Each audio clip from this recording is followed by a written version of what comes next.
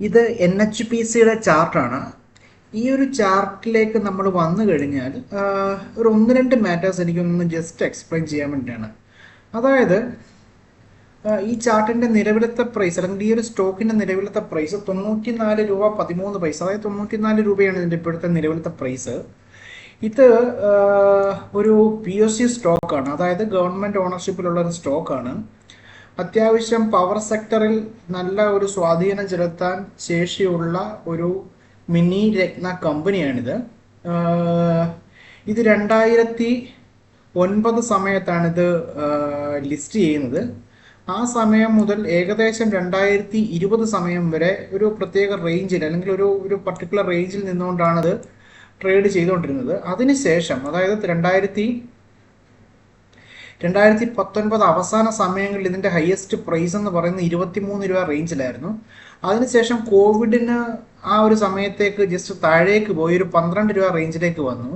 അതിനുശേഷം നമ്മൾ കാണുന്നത്, നിങ്ങൾ ഈ ചാർട്ട് ശ്രദ്ധിച്ചാൽ മനസ്സിലാവും, അതിനുശേഷം ഈ കോവിഡിന് ശേഷം ഒരു നല്ല റാലിയായിട്ടാണ് കാണപ്പെടുന്നത്. ഈ റാലി എന്ന് പറയുന്നത് നേരെ 2023 ഡിസംബർ സമയങ്ങളിലേക്ക് വന്നു കഴിഞ്ഞാൽ അതിനുശേഷം അവിടുന്ന് വീണ്ടും റാലി നല്ല അത്യുഗ്രനായിട്ട് നേരെ മുകളിലേക്ക് കയറി.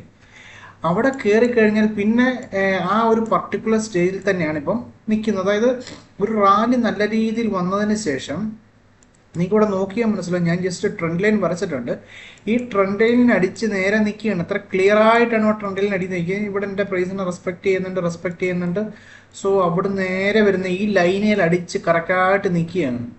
സോ ഇവിടെ അടിച്ച് നിന്നിട്ട് ഇവിടെ 2024, അതായത് ഇവിടെ ശ്രദ്ധിച്ചാൽ 2024 ജനുവരി മാസത്തിൽ ഈ ട്രെൻഡ് ലൈനിൽ വന്ന് അടിച്ചതിന് ശേഷം ഈ ഒരു പർട്ടിക്കുലർ റേഞ്ചിൽ, അതായത് 94 ടു 120 റേഞ്ചിൽ ഇത് കിടന്ന് കളിക്കുകയാണ്.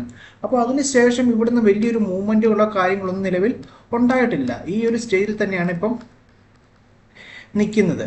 അപ്പം നമ്മൾ ഇപ്പോൾ എനിക്ക് ഈ സ്റ്റോക്ക് നോക്കിയപ്പോഴത്തേക്കും എനിക്ക് തോന്നുന്നത് എന്താണെന്ന് വെച്ച് കഴിഞ്ഞാൽ, ഇവിടെ വന്നിട്ട് ഒരു റേഞ്ച് ഉണ്ടാക്കി ഇവിടെ നിന്ന് കളിക്കണമെന്നുണ്ടെങ്കിൽ ഇവിടെ അത്യാവശ്യം നിങ്ങൾ ഇവിടുത്തെ ഈ ഒരു ക്യാൻഡിലിൻ്റെ ഷേപ്പ് തന്നെയാണ് നോക്കി. ഈ ക്യാൻഡിൽ എന്ന് പറയുന്നത് വളരെ ചെറിയ ക്യാൻഡിലാണ്. ഇതിപ്പോൾ ഞാൻ വീക്ക്ലി ചാർട്ടാണ് ഇട്ടിരിക്കുന്നത്. പക്ഷേ ഓരോന്നിൻ്റെ വോളിയം നിങ്ങൾ നോക്കി. ഓരോന്നിൻ്റെ വോളിയം 148 മില്യൺ, പിന്നെ 180 മില്യൺ, 124 മില്യൺ. ഏറ്റവും അവസാനം ഉണ്ടാക്കിയിരിക്കുന്ന വീക്ക്ലി ക്യാൻഡിലിൻ്റെ ക്വാണ്ടിറ്റി എന്ന് പറയുന്നത് അവിടുത്തെ ടോട്ടൽ വോളിയം എന്ന് പറയുന്നത് 124.9 മില്യൺ ആണ്. ക്യാൻഡിലിൻ്റെ ഷേപ്പ് നോക്കി, വളരെ ചെറിയ ക്യാൻഡിലാണ്, അതുപോലെ തന്നെ വോളിയം കുറവുമാണ്. സോ ക്യാൻഡിലിൻ്റെ വലിപ്പവും കുറയുന്നുണ്ട്, വോളിയം കുറയുന്നുണ്ട് എന്ന് പറയുന്നത് അത് ക്ലിയർ ആയിട്ടുള്ളൊരു ഇൻഫർമേഷനാണ്. അതായത് ഇവിടെ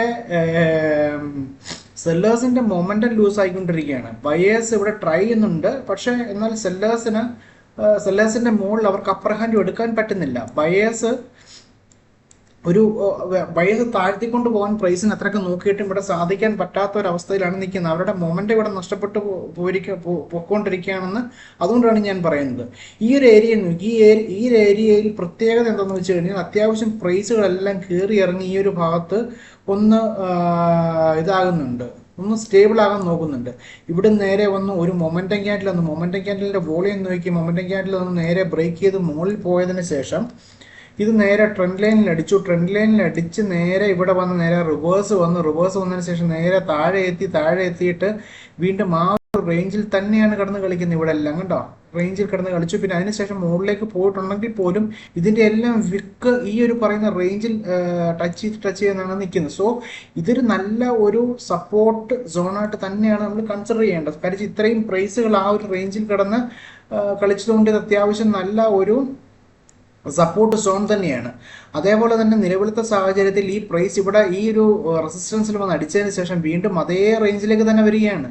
ഈ ഒരു റേഞ്ചിൻ്റെ പ്രത്യേകത എന്താണെന്ന് വെച്ച് കഴിഞ്ഞാൽ, നമ്മൾ വരച്ചിരിക്കുന്ന ഓൾറെഡി ഒരു ട്രെൻഡ് ലൈൻ ഇവിടെ ഉണ്ട്. അതുകൂടാതെ ഇവിടെ പ്രൈസ് റിവേഴ്സ് ആയിരിക്കുന്ന ഒരു ഏരിയയാണ്. സോ ഈ ഒരു ഏരിയ അല്പം പ്രധാനപ്പെട്ടതാണ്. സോ എനിക്ക് തോന്നുന്നു അതുകൊണ്ട് തന്നെ ഇവിടെ നമ്മൾ ഈ ചാർട്ടിനകത്ത് ഇവിടെ വോളിയം നോക്കുമ്പോൾ തന്നെ നമുക്ക് കൃത്യമായിട്ട് മനസ്സിലാവും വോളിയം ഇവിടെ കുറഞ്ഞുകൊണ്ടിരിക്കുകയാണ്. സെല്ലേഴ്സ് ആണെങ്കിൽ അല്ലെങ്കിൽ സെല്ലിംഗ് വോളിയം ആണ് ഇവിടെ കൂടുതലെങ്കിൽ പോലും, ഇവിടെ കൂടുതലെന്നല്ല, സെല്ലിംഗ് വോളിയം അപ്പർ ഹാൻഡ് എടുത്തിട്ടുണ്ടെങ്കിൽ പോലും വോളിയം ഓരോ വീക്കിലും വളരെ കുറഞ്ഞു വന്നുകൊണ്ടിരിക്കുകയാണ്. സോ ഇവിടെ ഇവരുടെ മൊമെന്റം പോയിക്കൊണ്ടിരിക്കുകയാണ്. മിക്കവാറും എനിക്ക് തോന്നുന്നു ഈ ഒരു പരിസരത്തു നിന്ന് ഇവിടുന്ന് ഒരു സപ്പോർട്ട് എടുത്ത് നേരെ മുകളിലോട്ട് കയറി വരാനാണ് ഇത് കൂടുതൽ സാധ്യതയുള്ളത്. അങ്ങനെ വരികയാണെങ്കിൽ നിങ്ങൾ നോക്കി, നിങ്ങൾക്ക് ഇവിടെ കൃത്യമായിട്ട് മനസ്സിലാക്കാൻ പറ്റും. ഇപ്പം ഈ പ്രൈസ് ഇവിടെ നിൽക്കുന്ന പ്രൈസിനെ സംബന്ധിച്ചുള്ളൂ, ഇവിടെ പ്രൈസ് നിൽക്കുമ്പോൾ ഇവിടുന്ന് ലാസ്റ്റ് ഉണ്ടാക്കിയിരിക്കുന്ന റെസിസ്റ്റൻസിലേക്ക് നമുക്ക് ഏകദേശം വരുന്ന 25% അല്ലെങ്കിൽ 20, ഇവിടെ നോക്കി ഇതിൻ്റെ ഏകദേശം സെയിം തന്നെയാണ്. ഞാൻ ചിലപ്പം വരച്ചതിന് അല്ലെങ്കിൽ പ്രൈസ് ഫിക്സ് ചെയ്യുന്നതിൻ്റെ അല്ലെങ്കിൽ ഈ പറയുന്നത് ഇത് വെക്കുന്നതിൻ്റെ പ്രശ്നമാണ്. ഇത് നമ്മൾ കൺസിഡർ ചെയ്യേണ്ട, കുഴപ്പമില്ല. നമുക്കൊരു കാര്യം ചെയ്യും, ഇത് കളഞ്ഞിട്ട് നമ്മൾ നേരത്തെ ഞാൻ പഴയത് വെച്ചിരുന്ന തന്നെ നമുക്ക് എടുത്ത് നോക്കാം.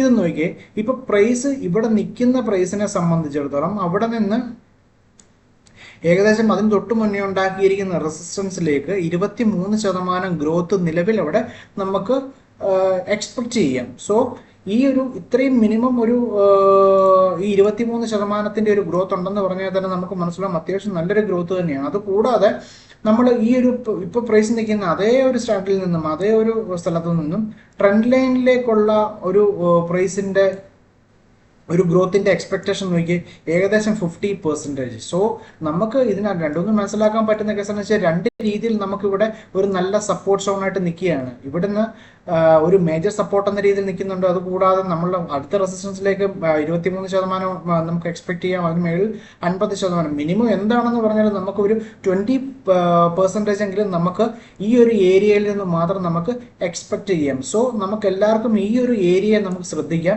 ഇവിടെ നിന്ന് എത്രമാത്രം ക്യാൻഡിലിൽ തിരിയുന്നുണ്ട് എന്നുള്ളത് നോക്കിയിട്ട് നമുക്കിവിടെ എൻട്രിയോ കാര്യങ്ങളൊക്കെ പ്ലാൻ ചെയ്യാം. പിന്നെ ഇവിടെ ശ്രദ്ധിക്കേണ്ട വേറൊരു കാര്യം എന്ന് വെച്ച് കഴിഞ്ഞാൽ, നമ്മളിവിടെ എന്തെങ്കിലും കാരണവശാൽ എൻട്രി എടുക്കാൻ പ്ലാൻ ചെയ്യുന്നുണ്ടെങ്കിൽ ഇവിടെ ആദ്യം നല്ല ഒരു ബൈയിങ് മൊമെന്റം വോളിയം ഇവിടെ കാണിക്കണം. അതായത് ഇപ്പൊ കാണിച്ചിരിക്കുന്ന ഈ ലൈൻ എന്ന് പറയുന്നത് ഞാൻ ആവറേജ് വോളിയം ഇട്ടിരിക്കുന്നതാണ്. ഈ ആവറേജ് ലൈനെ ക്രോസ് ചെയ്യുന്ന രീതിയിൽ നല്ലൊരു വോളിയം ഇവിടെ വരികയാണെങ്കിൽ ഇവിടെ അതിനനുസരിച്ച് നല്ലൊരു വോളിയം കാണിക്കും. സോ നമുക്ക് ഇതൊരു കൺഫർമേഷൻ ആക്കിക്കൊണ്ട്, അതായത് ഇവിടുന്ന് സപ്പോർട്ട് എടുത്ത് നല്ലൊരു ബൈയിങ് മൊമെന്റം ക്യാൻഡിൽ നമുക്ക് കയറി വരുവാണെങ്കിൽ ഇവിടെ എൻട്രി എടുക്കുന്നതിന് വേറെ പ്രശ്നമില്ല. അതായിരിക്കണം നമ്മുടെ എൻട്രി ക്രൈറ്റീരിയ. പിന്നെ നമ്മൾ സാധാ ചെയ്യുന്ന പോലെ തന്നെ നിങ്ങളുടെ ട്രേഡിംഗ് സെറ്റപ്പ് ഏതാണോ ആ സെറ്റപ്പ് ഇട്ടിട്ട് അതിനകത്ത് ഓക്കെ ആണെന്നുണ്ടെങ്കിൽ നമുക്ക് കണ്ണും പൊട്ടി ട്രേഡ് എടുക്കാം. അങ്ങനെ എടുക്കുവാണെങ്കിൽ ഒന്നാമത്തെ SL തന്നെ ഏകദേശം ഈ ഒരു പരിസരത്തായിരിക്കണം. രണ്ടാമത്തെ SL നമുക്ക് ഈ ഒരു ബോക്സിന് താഴെയായിട്ടും വേണം വെക്കാം. അത് നിങ്ങളുടെ പോക്കറ്റിന്റെ സൈസ് അനുസരിച്ച് നമുക്കത് പ്ലാൻ ചെയ്യാം. Okay, thank you.